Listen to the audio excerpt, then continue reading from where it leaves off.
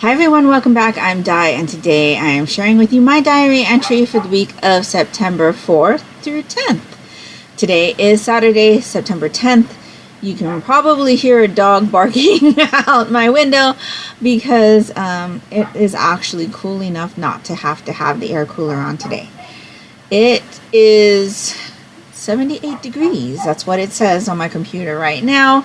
It has been overcast all day, which is such a nice change from what we had last week. So I do have the windows open, but my neighbor's dog just won't stop barking. So that is not my dog, it is my neighbor's, and I do not know what they are barking about, but they do bark quite a bit. I think if you watched any of my other videos, like during the winter time and stuff, you probably hear the dog barking. But yeah, it's not my dog, it's my neighbor's. I actually don't have any pets. So this week I will start with the reading first. There'll be a little bit of a reading update. I did finish a book. I do have a little bit of knitting to share with you this time. And there's been a lot of TV watching. So let's get into it. So the book that I finished was Kushiel's Dart by Jacqueline Carey. So this is a 900-page book.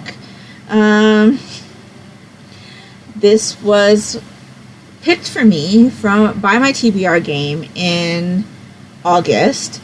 It was in the punishment prompt deck, and I happened to pull a punishment card during my game. So I ended up reading this. It took me an entire month. I believe I started this like August 6th or 5th, and I ended on September 5th or so.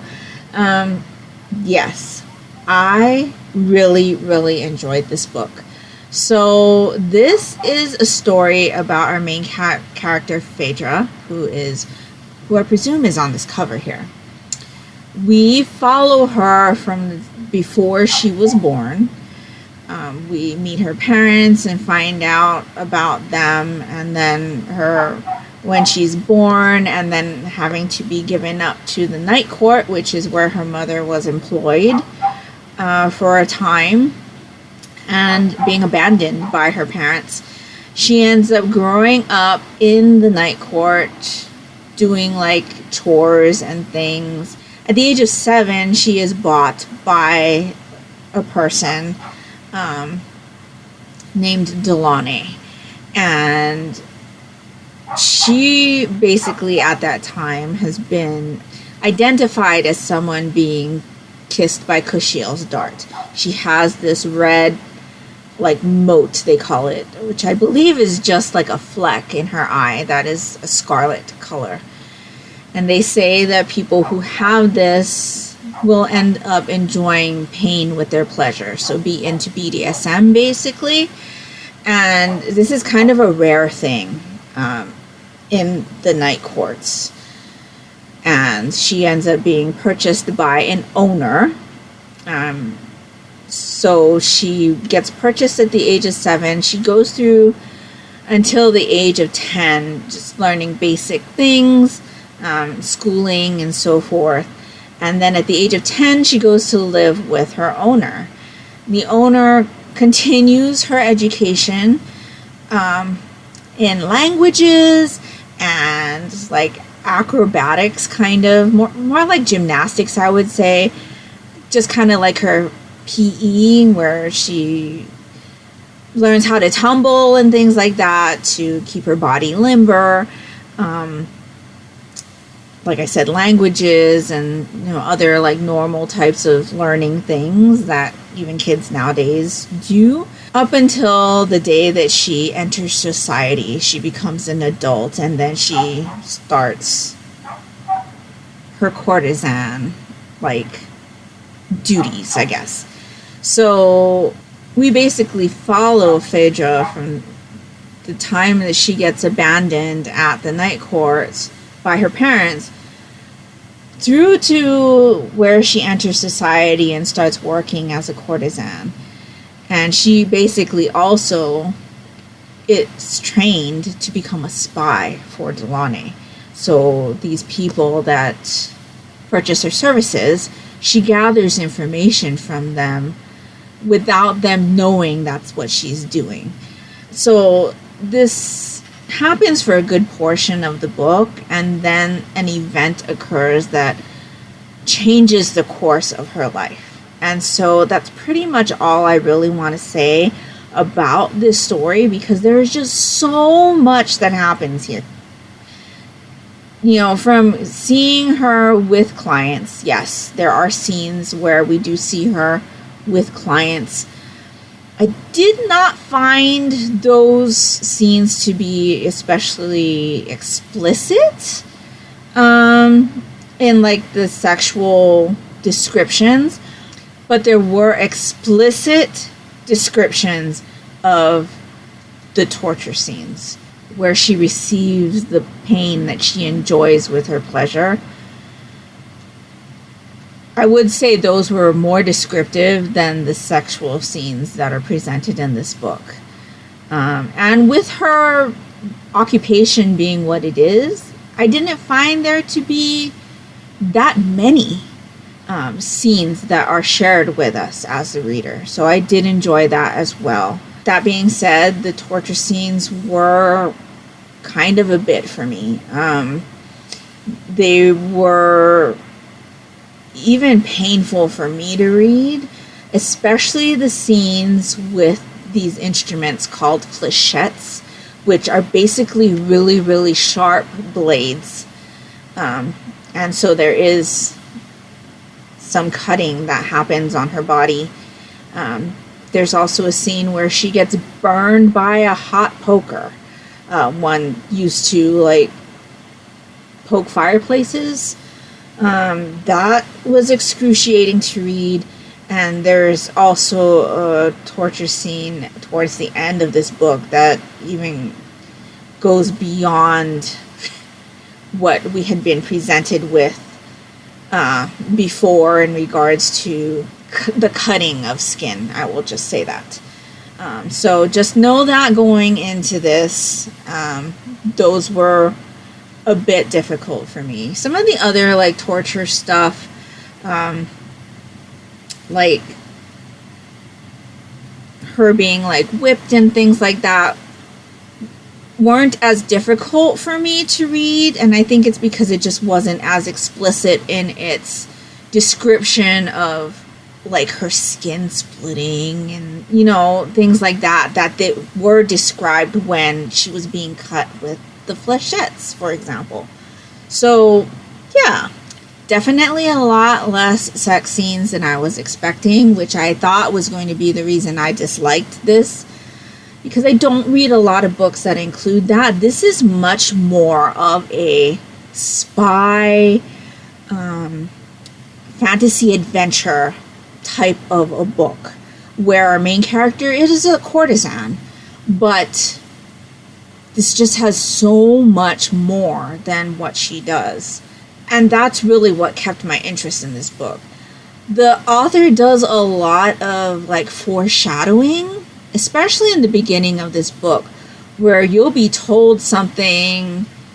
For example, if I had known what I knew then, I probably wouldn't have acted that way. That type of foreshadowing.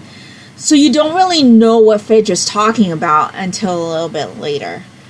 And that happened several times in this book, especially in the beginning half. I will say that irked me a little bit, but it just made it so that it kept me interested in reading, wanting to find out what was going to happen, why she made a comment like that. And like I said, this is like adventure-y. She travels a lot in this book, and there's just so much political intrigue that is just like, oh my goodness. I just kept finding myself picking up this book, wanting to know what happened. I never once was bored with what I was presented here. And so I enjoyed this so much more than I thought I was going to. It was a very, very nice surprise. But it did take me a month to read. So in looking forward with the series, I do want to continue. But how am I going to carve out that time to read the next book or the next 2 books in this trilogy, it's a little bit daunting and concerning because I do really want to see where it goes from the end of this. I don't feel like there was a cliffhanger ending, but you do feel like the story continues, and yeah, I want to see where this goes, but knowing that this took me a full month with picking it up all the time, I don't know that I have that kind of time to give. So yeah, we'll see about this. I definitely want to continue soon, because I feel like if I don't continue it soon, it's going to be one that I always find excuses to push off and push off and push off because of the size. So I really, really enjoyed this book. I was pleasantly surprised, especially because I thought this was going to be this epic fantasy, and those types of books are not types of books that I normally do well with. I normally get really overwhelmed, especially with the fact that at the beginning of this book, what made me really scared was there is a map, which usually accompanies books that I have a really hard time getting into, and there is also a character directory, which this character directory is 6 pages long. So that being at the beginning of the book was also something that gave me pause. But I really enjoyed this. It was a very surprising read for me. I combo read this, so I listened to part of it on audio and I read part of it physically. And yes, definitely recommend. But just be aware that the torture scenes in here were pretty explicit. They were very difficult for me to read. And there is some sexual content in this as well, because that is her profession. So, yes, a very, very surprising read, but one that I did really enjoy. And I'm looking forward to being able to get into the next one sometime, hopefully soon. So that is the only thing that I have finished so far. As far as things that I am currently reading, I did start Tokyo Dreaming by Emiko Jean. This is the second book in the Tokyo Ever After series. So this is a series where our main character finds out that her birth father is actually the Prince of Japan, and goes to Japan to meet him and the rest of her biological family, and kind of how all of that revelation and experience changes her life. So I fully thought Tokyo Ever After was going to be a standalone, and I think it was around the time I had either started reading Tokyo Ever After or shortly after that I found out there was going to be a sequel. So this is the sequel to that. She obviously is continuing to learn about her family, and in this sequel is having to deal with the repercussions of her being a commoner, and now all of Japan knowing like her roots, not being fully of the royal lineage, and how society is reacting to that, and her mother. So I have listened, because I did borrow an audiobook copy, to 5 chapters of this. I am on page 53. So I have picked this book for my Bookoblathon readathon prompt of favorite trope, because commoner finding out their royalty is a trope that I do like to read. In fact, there was a book that I had read when I was a kid called The Royal Pain by Ellen Conford. I think I have a copy on my shelf, but that also is about a girl finding out she's royalty, if I'm not mistaken. And obviously there's the Princess Diaries, which this series is kind of a spin-off of, or a retelling of. And so, yes, I decided to read this one because we do have a commoner who finds out she's royalty. And so, yes. So far, in the first 5 chapters, I'm kind of a bit irritated with what's going on. Just because there are not nice things happening in these first 5 chapters. But I presume this is going to end happily.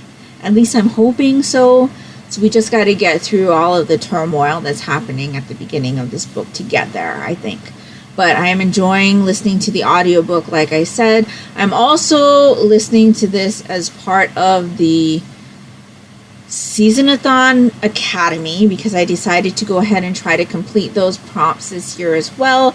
And I'm using this one for my communications class, I think, which is to read an ebook or listen to an audiobook. And I'm listening to the audiobook of this.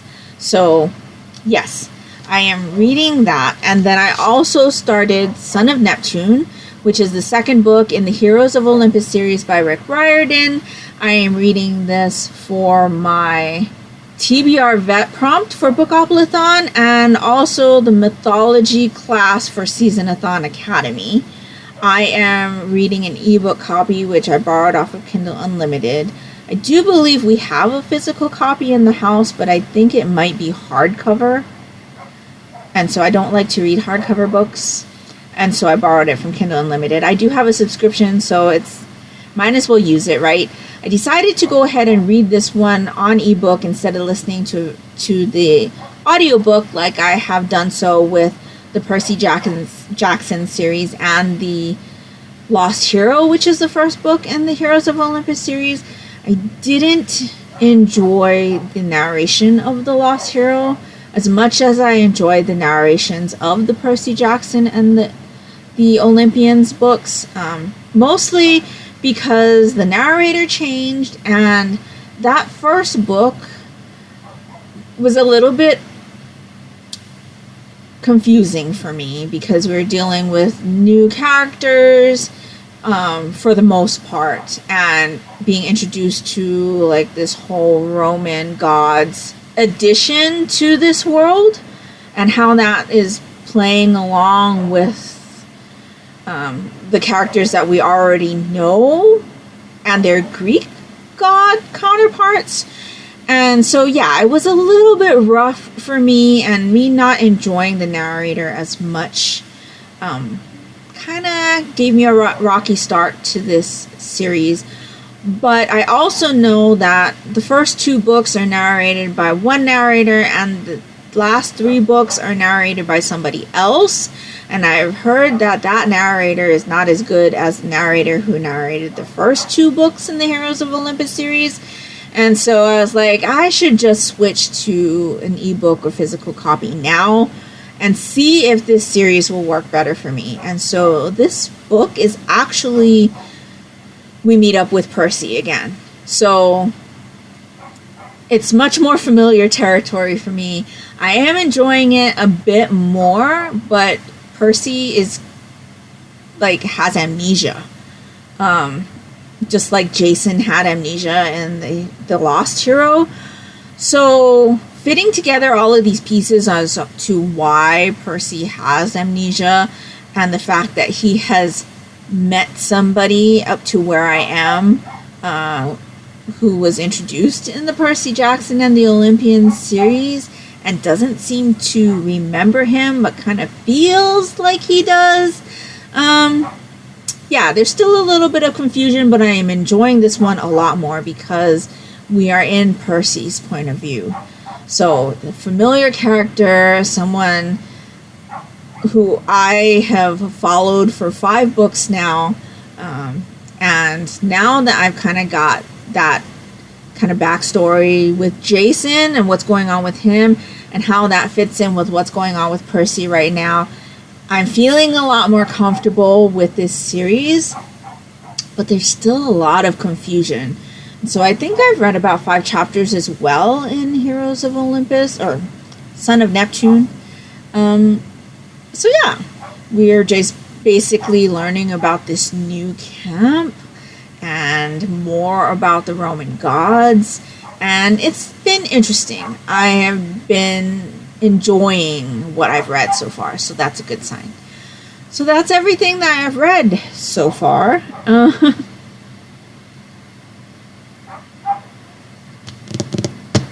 Actually,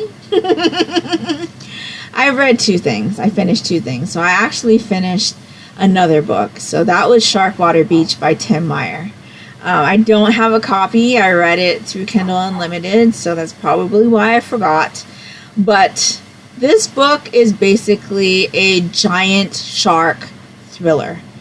That's basically all it's about. I mean, I feel like if you're into books like that, about big sharks and thrillers, you'll probably enjoy this book.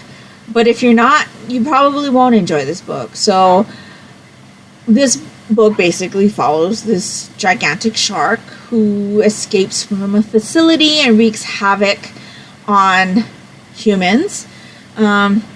The main character is a woman who studied marine biology in college. She ends up getting into a relationship with her teacher, and they had a messy breakup, and the teacher actually calls her to come back to figure out what's going on with this gigantic shark tooth that he has found on Sharkwater Beach, where the university has a special program there to do studies on bull sharks. And so even though our main character is now a police officer, she still hasn't lost her love of marine biology. And so she reluctantly goes back, even with her tumultuous relationship with her past professor, to find out what's going on. Obviously, those 2 events collide and things happen.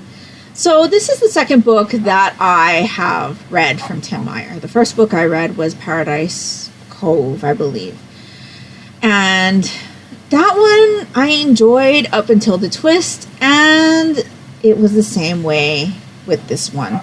So this one does have a twist, and I kind of feel like Tim Meyer's twists are just not for me. The twist, again, turned this into something that I wasn't expecting, but it wasn't a good I wasn't expecting feeling.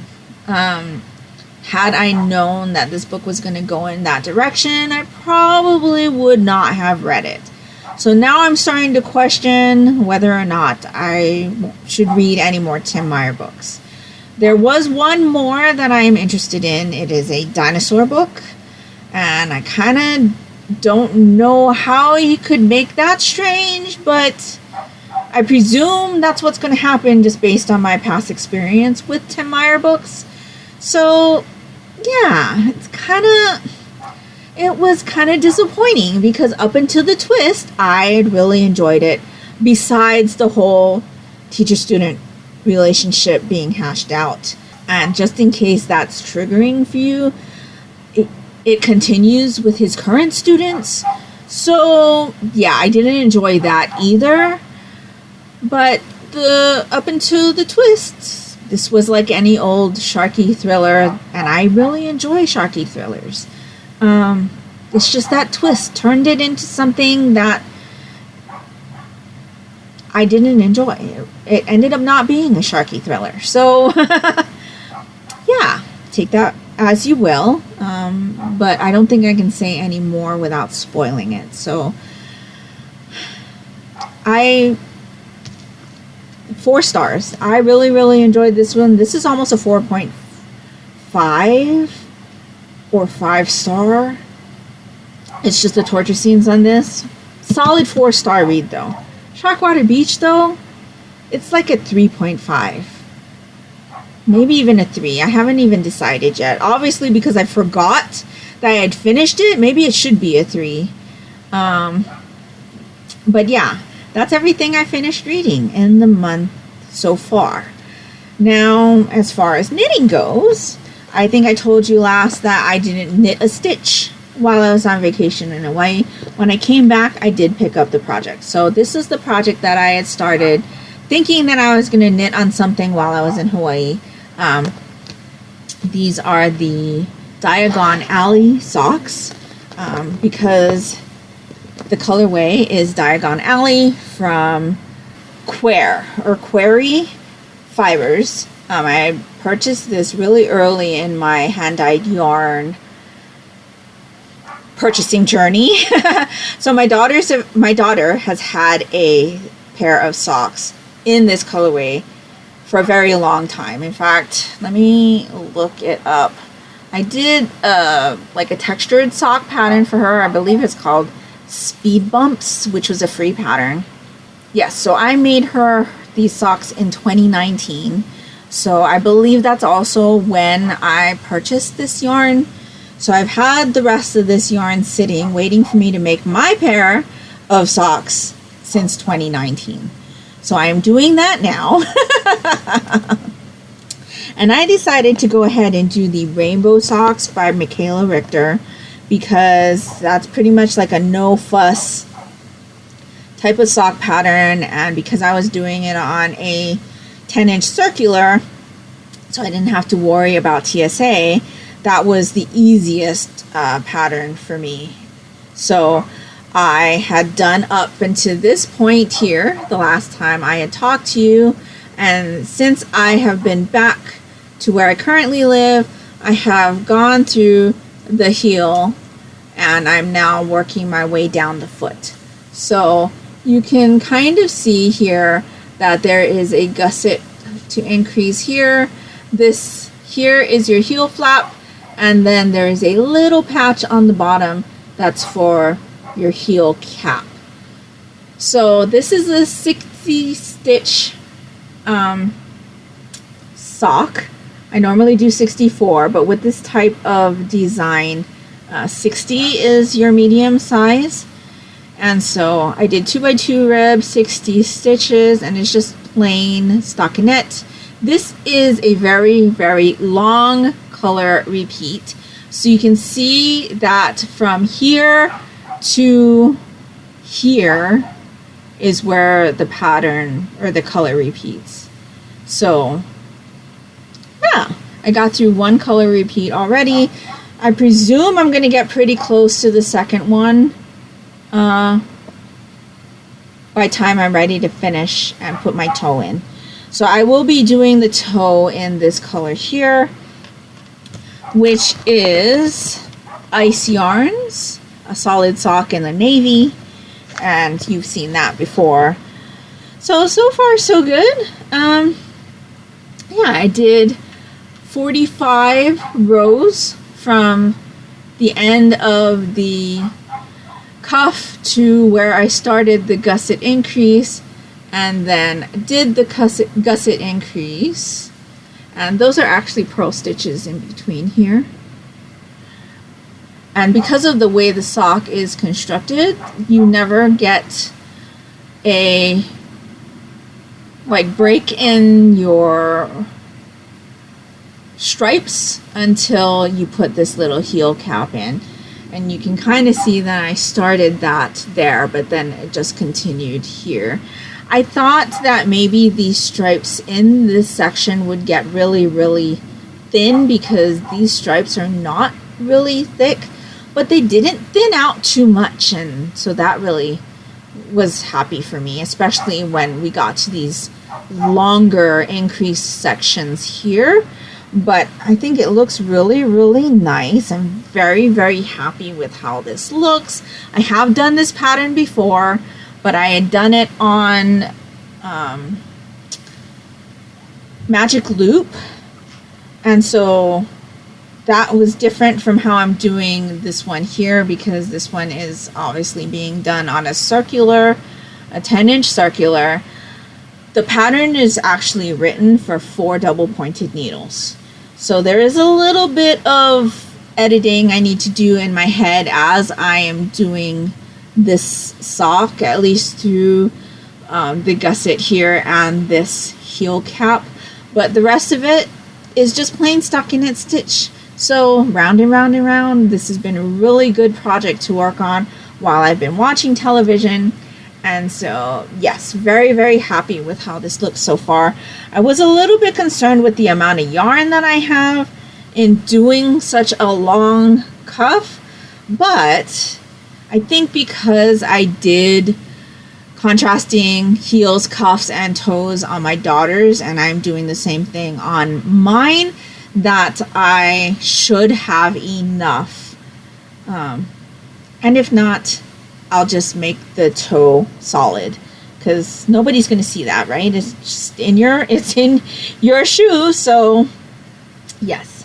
So yeah, I'm really, really loving how this is turning out, and very happy to be using a languishing skein and finally getting my own pair out of this yarn. So I'm really loving working with the yarn too, and because the stripes are so thin, it just keeps my interest, because I'm like, oh, what's the next color going to be, you know? And even though I've already seen the color come out once, I'm still like, oh, what's the next color? Where's the next color going to come out? So I'm really, really enjoying these. And they have been nice to knit on, like I said, while I've been watching television and with how hot it's been. So while I put this away, let me tell you about the heat. It has been a triple-digit heat since I talked to you last. So I think last Saturday, I told you it was 104 and we had lost power. We also lost power on Sunday and Monday, and we were dealing with triple-digit heat then as well. So about 4 hours each day we lost power, from about 2:30 to 5 or 5:30. So that wasn't fun, but thankfully from Tuesday till now we haven't lost power. Up until yesterday we still had triple-digit heat, and yesterday it was actually supposed to get up into the 90s, but it was very overcast. It did rain a little bit, and temperatures came down quite a bit. So right now it's actually 76 degrees. It is about 7:18 p.m. It is not cool. Humidity has been really, really high, and it is very still outside. There is no wind whatsoever. So it still feels really warm, but not warm enough for me to need to turn on my air conditioning. So it has been nice not to have to use so much electricity, because I always try not to use as much electricity if I don't need it, even during the summer months. Yeah, it's just something that I try to do, is conserve as much electricity as possible. It's also one of the reasons why I do not have as many warmers going on in my house, wax warmers going on in my house, as every other like Scentsy enthusiast, wax warming, home enthusiast, fragrance enthusiast, home fragrance enthusiast, because I just don't like using as much electricity. So yeah, but I have been really enjoying the cooler temps, even though it is really still and muggy. It's a nice change from what we've dealt with over the last week. So this coming week should still be in the mid 80s, but the week after that it's going to go back up into the 90s, which is much better than the mid hundreds. Like 107, 106, 105, we were around there. It was really, really bad, but I'll take the 90-degree weather over that. As far as TV watching goes, because it has been so hot, I've not really wanted to do anything but watch television. So yeah. So when we were in Hawaii, we actually watched a lot of true crime documentaries, because at the hotel they had A&D and Oxygen, and those are two channels that I don't have access to normally. I don't pay for those. I don't have cable. I just have the streaming services that I subscribe to and a antenna. And so I got in a lot of watching of true crime documentaries on Oxygen and A&E while we were in our hotel room. And so when we got back to where I currently live, you know, access to that is not really available, though the A&E channel does have a few full episodes up on their YouTube channel. So I've got those socked away to my watch later list. But I also saw an article saying that the NBC shows were being pulled off of Hulu and they were going to be on Peacock exclusively. And so I was like, because I do have a Hulu subscription. I didn't really want to pay for another streaming service, and so I was just going to set up my antenna to my DVR and record the NBC shows from NBC over the normal TV channel, because I do have a DVR. I have a Tablo, which was the best investment of my life. And so I'm able to record normal TV shows like Fox, NBC, ABC, and watch the Olympics, which was something that I was really, really concerned about the year that I did invest in the Tablo. And so I really, really enjoy the Tablo. If you haven't heard about it, definitely check it out, and you're looking to cut cable. I've been without cable for over 4 years now, I think, and I've been really, really enjoying it. It might even be 6, because I think this was the 3rd or 4th Olympics. So I think my daughter just told me our first Olympics with the Tablo system was the 2016 Rio Olympics. So yeah, it's been quite a while. Really, really love that. So definitely check it out if you're looking to cut cable. I've been very happy with the Tablo. But anyway, so all of those shows are coming off Hulu. So I was like, okay, fine. I'll just record them on my Tablo. And then I saw that Peacock had some of the Oxygen true crime documentaries, TV shows that we had been watching, and some of those series that we watched while we were in Hawaii. So I was like, they had some of them free, so we had started watching them free, but in like 15 days or so, they were going to be on premium. And I was all like, I don't really want to subscribe to another service. So we just continued watching. And then I got an email from Peacock saying that they were going to offer a month of Peacock service for like $20. And I was like, okay, I'll subscribe for a month. It is with ads, because without ads was like $100 a year. And I normally subscribe without ads to all of the services, but I was like, I can deal with ads with Peacock. So I signed up for a year of Peacock for $20, and we'll see how this goes. But we have been really, really enjoying Buried in the Backyard recently. So we've gone through 1.5 seasons so far, and I think there are 4 or 5 seasons. But then, like I said, they have other series that Oxygen had. So like Snapped is another one that we were watching when we were in Hawaii, and a couple others. Plus the new Vampire Academy series is coming out next week, I think. And that was one that I was really interested in watching. So I'll definitely be using the subscription, which is nice. And then I do still have my Tablo set up to record the like Law and Order, Organized Crime, La Brea. I think those were the 3 shows that I was watching on Hulu. So yeah, we'll just see how that goes. $20 was a good deal, I thought. And the ads, they're only like 60 seconds long, for the whole ad like break that you get in between the episodes. And the ads aren't like every other streaming service where you're just getting the same ads over and over and over again, which I'm really appreciating, that they have so many different ads to show you that you're not constantly being bombarded with the same ad. So like, I think Viki is one of those subscriptions where if you, or services where if you're watching ad like content on their service, they show you the same ad 3 times in a row. I hate that. I absolutely hate that. And the ad breaks are usually like 5 minutes. With Peacock, they haven't been over 60 seconds. So that's been really, really nice.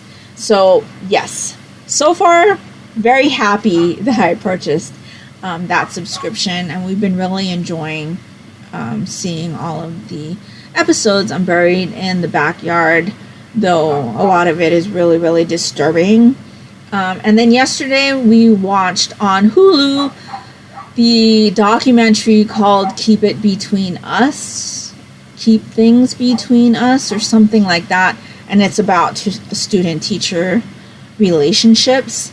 And I thought that was fascinating, especially considering I just finished a book about a student-teacher relationship, though that is more a college student-professor relationship as opposed to the high school student-teacher relationship that is being talked about in that documentary. So very eye-opening. It's not new stuff to me, unfortunately. Even when I was in high school, there were students that I knew of at other schools that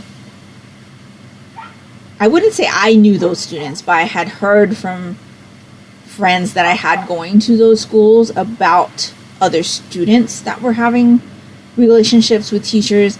And even now in our adulthood, some of those students who were having relationships with their teachers have married those teachers.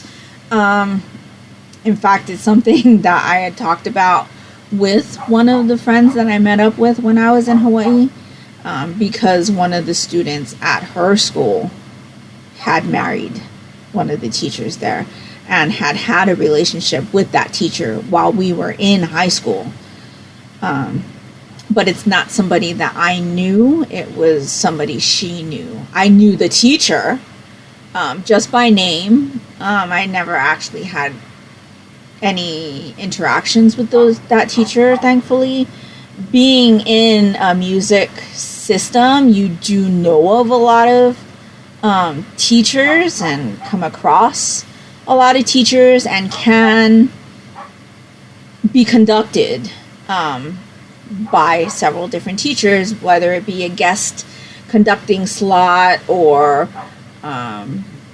being in a program you audition to be in and that person coming in as a conductor and things like that. I was never taught by those teachers, but I had known students in those schools that knew that stuff was happening. And so that documentary does post, a question as to why didn't other kids who knew that this was going on report that, which I thought was an interesting question to pose. And they also brought up the fact that when it was reported, how adults didn't take it seriously and how it wasn't handled well by school systems and people who it was reported to. And so, yeah, it does take in a lot of different views into a situation like that and questions like what can be done, what should be done, how things, when they are reported, are reacted to. And so I thought it was a very eye-opening documentary, but very disturbing information. So, yeah, I definitely think it's worth the watch. And I'm glad I watched it. So I think that pretty much sums up my week. I'm looking forward to cooler temperatures. Work, same old stuff as soon as I got back. But I think I got myself to a good place by the end of the week where I'm not going to feel overwhelmed when I go back to work on Monday. So that's all good. I've been finding time to knit. I've been enjoying my reading. And I think that's just put me in a good place overall this month. So I'm feeling really good about this month so far, which is very nice considering how not so great I've been feeling about my reading, but so far everything I've read in this month has been good, and I'm looking forward to continuing and reading more, and I feel like my momentum is coming back. So that's good as well. September is a good month for all of these things to be happening because it is my booktube anniversary month and my birthday month also, so I want lots of good things for September. So having it start off this good is great, though the heat and power outages during the heat was not a great way to start September. If it stays at the beginning of the month and the rest of the month is good, I will be happy with that. So that's pretty much all I've got for you today. Let me know down in the comments below how your week went. Are you enjoying cooler temperatures? Are you feeling the fall vibes? Or are you still like trying to beat the heat? I'd really love to know what you've read this week. If you found a really great book, you started your month off with a really great book, or if you've had a dud, I'd like to know that as well.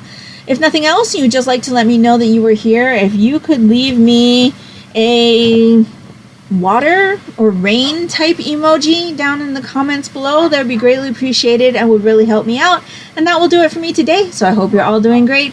I hope you're all safe and healthy. And until next time, take care and smile always. Bye.